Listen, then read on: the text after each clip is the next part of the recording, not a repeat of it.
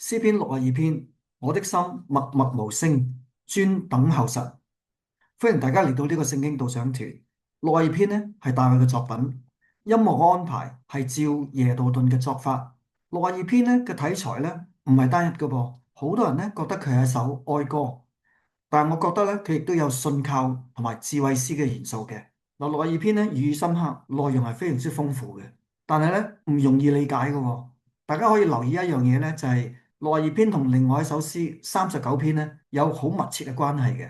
兩首詩咧嘅創作團隊咧都係一樣啦，都係大衛同埋耶杜頓啦。除此之外咧，39篇、62篇咧都有好多相似嘅地方嘅，所以62篇咧可以睇為咧係39篇嘅續篇。咁有邊幾方面係相似嘅咧？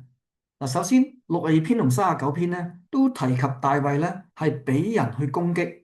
喺39篇我哋睇到係惡人、愚頑人咧去羞辱佢，而62篇咧呢啲人咧係想將大衛喺尊位上面推下。喺39篇，大衛知道咧，佢一個人咧係唔能夠去應付呢啲惡勢力嘅。佢經過反思之後咧，就問自己啦：如今我等什麼咧？62篇咧就接續呢個咁嘅諗法喎。大衛話咧：我要專等候神，因為佢嘅盼望咧係從神而嚟嘅。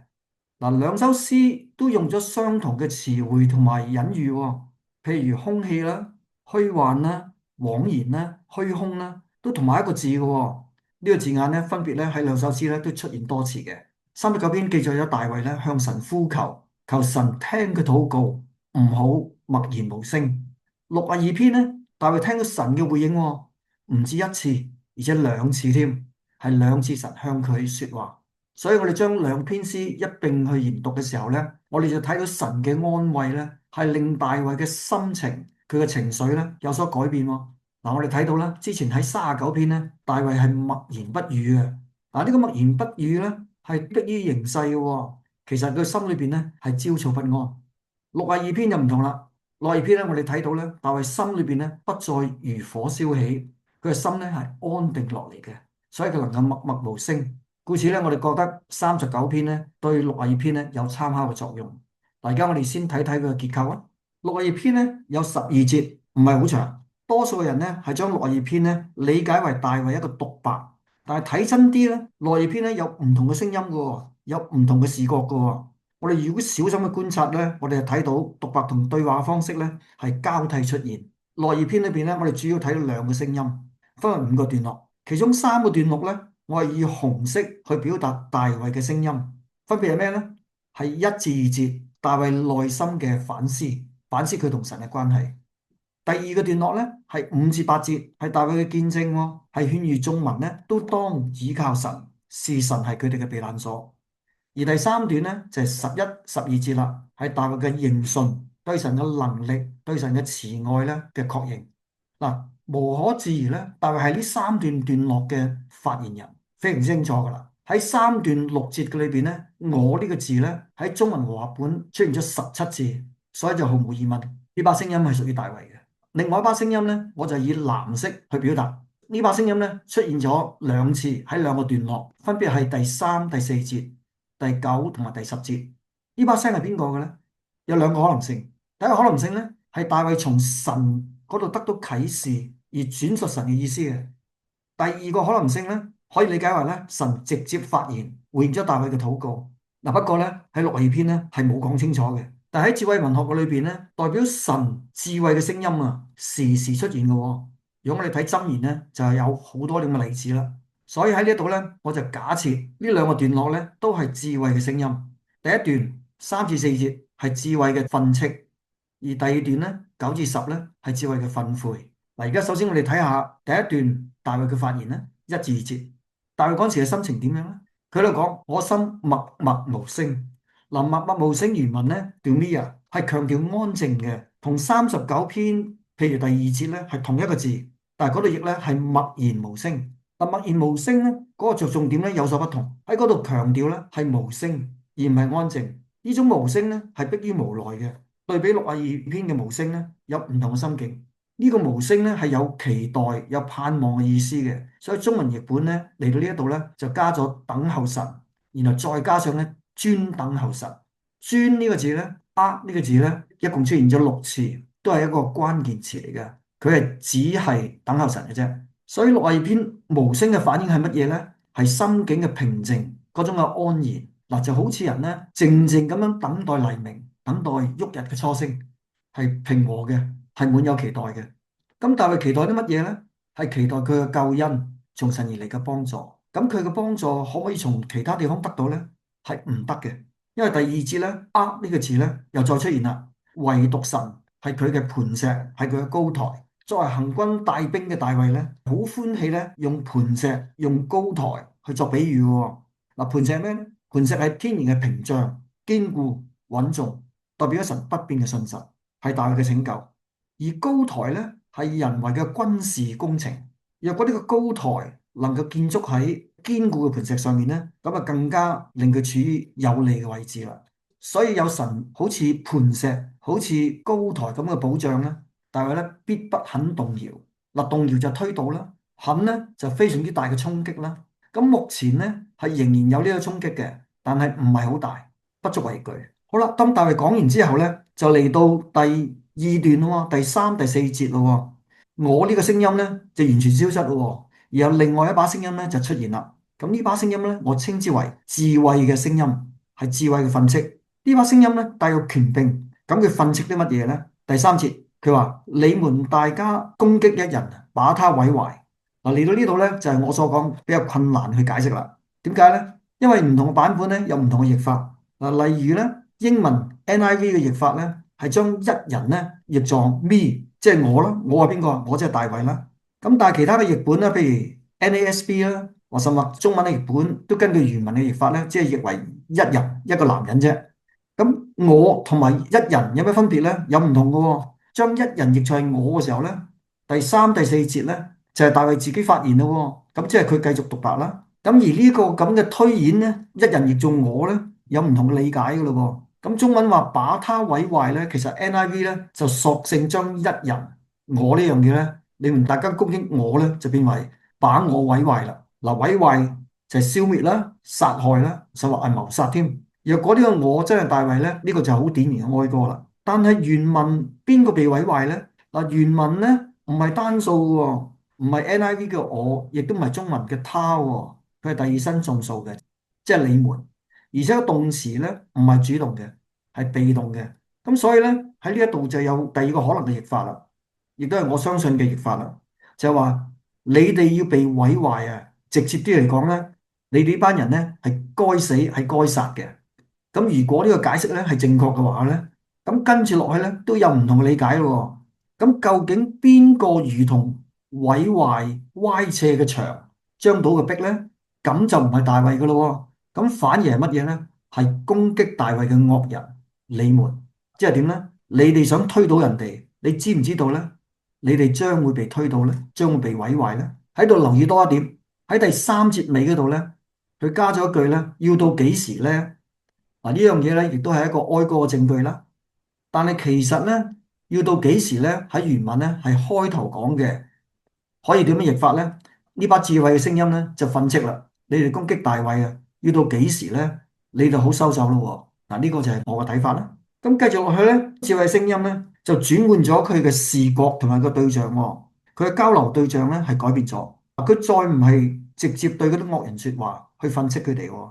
亦都唔似同大衛講嘢，佢好似咧係同另外一啲人、一啲旁觀嘅人去交流喎。咁我喺度想象咧，呢啲應該係大衛嘅跟隨者啦。嗱，智慧嘅聲音喺呢一度想講啲乜嘢咧？智慧就喺度解釋啦，點解呢啲人該死？佢係因為咧，佢哋彼此商議啊，有預謀嘅，佢哋圖謀不軌，佢哋想做乜嘢啊？要將神嘅受膏者從尊位上推下。嗱，佢哋一心一意啦。專要呢個呢個字咧，係第三次嘅出現啦。智慧咧，繼而咧係識破佢哋嘅手段喎。佢哋話呢一班人咧個心咧係惡毒，係邪惡嘅。佢哋歡喜以謊話顛倒是非黑白。佢哋滿口祝福，但係其實咧係以糖衣去包裝佢哋嘅咒詛啫。笑裏藏刀。智慧嘅聲音交流咗案情，分析咗犯罪嘅動機，而作出咗判決咯。但係喺呢度咧，我哋睇唔到咧俾佢上訴求情嘅機會喎。因為神已經判斷咗啦，神係最終嘅裁決啦。可能唯一美中不足嘅地方咧，就係惡人咧雖然被懲治啊，但係咧時辰仲未到喎，佢哋暫時仲喺度作惡喎，冇報應喎。但係我哋睇落去咧就放心啦，佢哋會有報應嘅。咁大衛聽咗啲判詞咧，有咩反應咧？有喎。咁我哋睇下第五、第六節先啦。大衛咧得到神嘅回應咧，佢嘅信心係得以加強喎，得以鞏固喎。咁我哋點樣知道啊？我哋可以將大衛喺62篇第一、第二節嗰種嘅表達啊，對比下嚟到而家第五、第六節，就睇到佢嘅改變㗎啦。嗱，主要有三方面嘅。第一節嗰度講咧，佢話我的心默默無聲。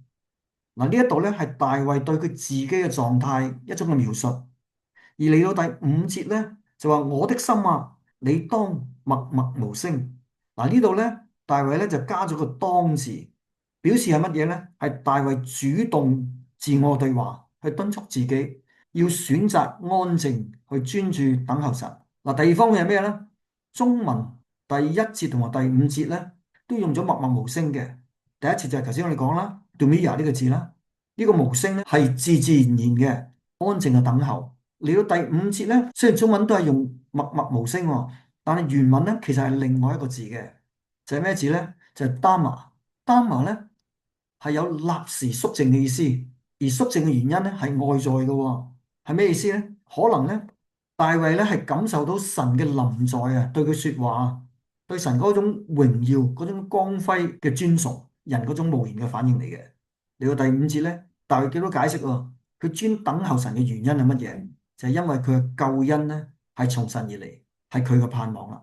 嗱，第一節咧，我的救恩，而點解去到第五節咧就改為我的盼望咧？究竟呢兩者啊有冇關係嘅咧？都有嘅喎。嗱，盼望咧原文咧係 Tiva。嗱，Tiva係咩意思咧？Tiva就係期待啦、等候嘅意思啦。咁同救恩有咩關係咧？嗱，Tiva咧原來啊除咗等候盼望之外咧，仲有個意思嘅。呢個意思咧，條蛙咧，原來喺希伯來文裏邊咧，就係一條繩嘅意思。咁究竟繩同救恩有咩關係啊？都有聯繫嘅喎。喺約書亞記第二章咧，記載一件咁嘅事喎，就係探子咧為咗酬謝拉合咧，將一個信物咧交俾佢嘅喎，就係一條朱紅嘅繩。憑藉呢個朱紅嘅繩咧，拉合同佢一家人咧就必定得救㗎啦。所以咧，呢個盼望啊〜透過呢條繩就原來咧係維繫到救恩嘅。嗱，而且咧朱紅嘅繩咧嗰種顏色咧亦都寓意深刻嘅喎。呢種嘅顏色咧更加豐富咗我哋信徒嘅想像啦。我真係覺得咧，大衛可能喺呢一度咧係諗起呢個典故，將救恩以文學嘅手法咧同盼望咧好似繩咁樣綁埋一齊。好啦，去到第六、第七節啦，等候神嗰個中心思想係冇變過嘅，都係唯獨神啦。神係佢嘅磐石，係佢嘅高台啦。咁第七、第八節咧有一個加強版喎，但係所諗嘅拯救咧係唔單係佢性命喎，呢度咧係加上咗大衛嘅榮耀、佢嘅尊嚴、佢嘅價值，都係可以從神嘅救恩獲得嘅。而磐石喺呢度咧，大衛加上咗賜佢能力嘅磐石，高台咧就唔止愛嚟打仗啦，係改變成咧大衛喺困難中嘅避難所，佢隨時可以去到神嗰度，神亦都係佢隨時嘅幫助。而去到第八節咧，大衛好似喺度模仿緊智慧嘅聲音喎，佢就改變咗個談話對象，用另外一個嘅視覺，從獨白係改為同眾人嘅對話喎。佢講乜嘢咧？佢話：你們眾民啊，應該好似我咁，當時時倚靠他。時時咧唔係淨係好嘅時候，冇咁好嘅時候，甚至壞嘅時候咧，你都要倚靠神。但係勸喻佢哋咧，係要喺神面前咧傾心吐意。嗱，傾心吐意係咩意思咧？傾心吐意咧，可以理解為咧，將內心所有嘅嘢倒空，將一切嘅恐懼啊、疑惑啊、掙扎啊，交託俾神。因為咧，神係我哋嘅避難所，我哋將一切嘅重擔可以交俾佢嘅。嗱，仲有第二個意思喎，傾心吐意原文咧係奠祭喎。嗱，奠祭唔係咁得嗰個奠祭啊，奠祭係 drink offering，就好似燔祭咁樣。燔祭咧係將祭物燒盡。將個香氣咧全然獻俾神，而奠祭咧 drink offering 咧就倒喺地下，亦都冇得收翻嘅喎，係代表嗰種完全嘅喎。所以咧傾心吐意咧，亦都可以理解為咧係將自己完全嘅奉獻曉奠奉獻俾神。嗱，大衛向眾人為神做完見證之後咧，智慧聲音咧有所補充。呢次智慧聲音講啲乜嘢咧？佢係指出有一班人叫做下流人、上流人。嗱，當時嘅社會咧，可能冇中產階級啦，社會咧就兩極啦。但係不論富貴或者貧賤，所有嘅人啊，都係虛空，都係虛假。佢哋咧比空氣還輕。如果佢哋將佢哋放喺天平嘅裏邊咧，就必定浮起噶啦。人係無足掛齒嘅，唔好驚佢哋。喺箴言29章25節咧，佢點講咧？佢話懼怕人咧陷入網羅，唯有專一倚靠耶和華，必得安穩。人咧唔能夠傷害我哋嘅，呢個係智慧想我哋學嘅第一個功課。嗱，第二個功課咧係乜嘢咧？訓誨嘅聲音直接去訓誨啦。信靠神嘅人啊，有三個不要。第一個咧，不要似他們仗勢欺人。唔好仗勢，呢個仗勢咧，其實同倚靠呢個字咧係同埋一個字，所以信靠神嘅人咧唔會黑黑白白嘅。第二個咧，唔好因搶奪而驕傲。嗱，呢度咧驕傲咧個意思咧不明嘅，除咗驕傲之外咧，亦都可以解作咧係徒然同埋虛空嘅。所以如果我哋再去理解下咧，個意思可以咁啦，搶掠一啲唔屬於你嘅嘢咧係徒然嘅，冇用嘅。咁第三個不要咧就話。若財寶加增啊，不要放在心上。嗱，呢個叫你唔好貪戀財富啦，唔好愛錢啦。咁正面啲嚟講係咩咧？我哋只要盡心盡意盡力去愛我哋嘅神。嗱，呢個咧智慧聲音想我哋學第二個功課啦。有冇人聽到智慧嘅訓誨咧？有，第11節咁講啦，我都聽見。嗱，我係邊個咧？大衛啦。而家咧就輪到大衛有發言啦。呢個聽見咧唔係大衛嘅想象嚟嘅喎，神嘅說啊，神嘅發言咧。係用咗過去式噶咯，真有其事嘅喎。佢話神說了一次、兩次，我都聽見，我都收到啦，我接受嘅。嗱，兩次咧，我哋都睇為咧，可以係頭先兩個功課喎。嗱，第一個功課咧就係能力啦，所有嘅能力都屬乎神。呢個咧係要對應第10節咧，叫我哋唔好信靠人嘅能力。第二樣嘢咧喺第12節裏講啦，佢話主啊，慈愛也是屬乎你。嗱，主 Adonai。主對屬於佢嘅人咧嘅愛咧係堅定不移嘅，呢個亦都係神第二個屬性啦。因為慈愛嘅主咧係會照各人所行嘅報應佢哋嘅，為到信靠佢對佢忠誠嘅人咧，神有獎賞。神亦都同時咧係會報應嗰啲咧欺壓人嘅惡人嘅喎，為受欺壓嘅人咧提供終極嘅安慰，為佢討回公道咧，呢個亦都係大衛嘅盼望啦。嚟到呢度咧，我哋講完噶咯。嗱，我哋反思一下啦。